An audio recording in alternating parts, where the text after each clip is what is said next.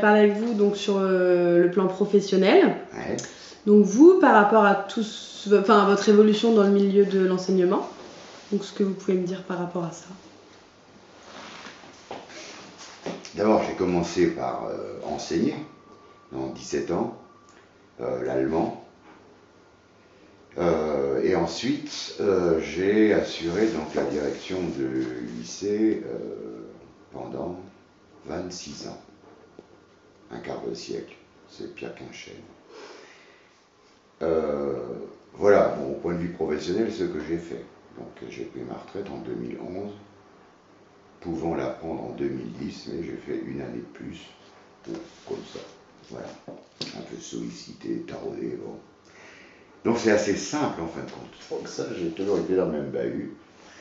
Et c'est des opportunités, quoi, des rencontres, et puis le fait que j'avais la chance de faire un métier autant prof que dire l'autre qui me passionnait. Grâce aussi aux élèves que moi j'ai vécu des conseils de classe qui étaient, je rentrais dans mon bureau, les larmes aux yeux, et je prenais un whisky pour rentrer correct à la maison, hein. Enfin correct dans ma tête, j'entends. Parce que entendre ce que j'entendais.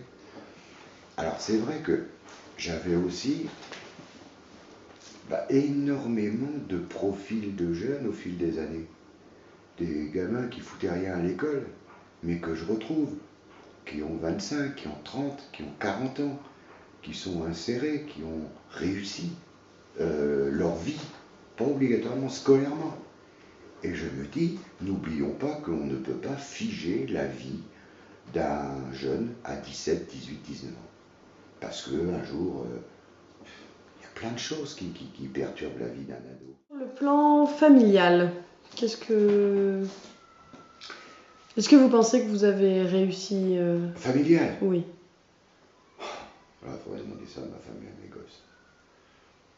Je pense qu'au niveau familial, je n'ai certainement pas été assez présent, passant beaucoup de temps dans le lycée. C'est des reproches que les enfants peuvent faire, que de temps en temps, certains, enfin les trois là, m'ont fait, tu t'occupes des autres et puis t'es pas là. Bon. J'ai quand même essayé d'être présent, ils savent très très bien que s'il leur arrive quoi que ce soit, bon, un peu du genre un peu papa poule, donc quand il arrive quelque chose, je suis plutôt là. Bon. Mais c'est vrai que le métier m'a mangé énormément de temps.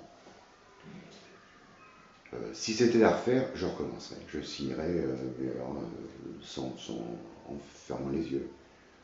Parce que ça m'a permis aussi, y compris au niveau familial, de comprendre les problèmes de mes... Enfin, les problèmes.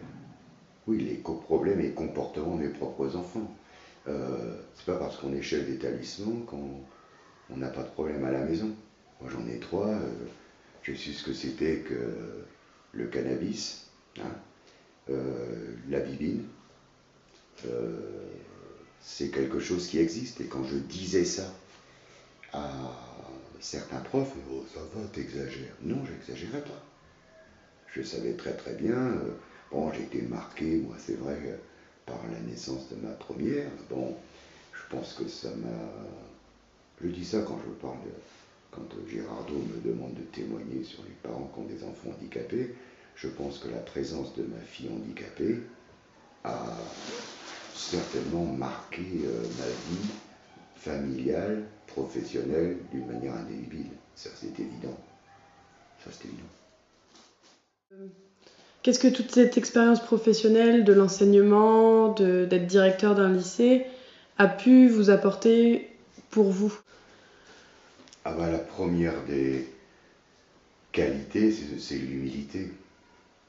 L'humilité, c'est ne jamais désespérer d'un enfant, quoi. Parce qu'autrement, il ne faut pas faire ce métier-là. Accepter qu'on peut tomber très bas, accepter qu'un jeune, comme les adultes, est capable de faire un énorme faux pas, mais ne pas le condamner.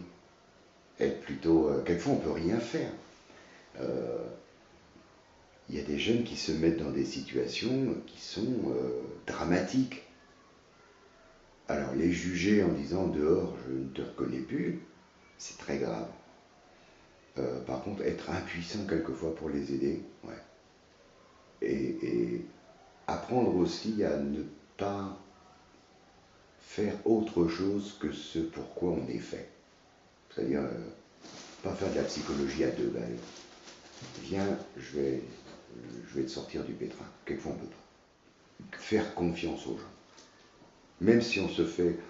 un prof qui m'avait dit un jour, tu te fais blouser par les ados. Alors je lui dis, je préfère me faire blouser par des ados que de tuer un ado. Parce que c'est trop grave. C'est trop grave. Alors ça, c'est des choses qui m'ont...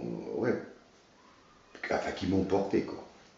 Ça me faisait me lever le matin. Au moins l'humilité et pas juger. Voilà. Très bien. Bon, bah, je vous remercie. Ah bah, je vous en prie.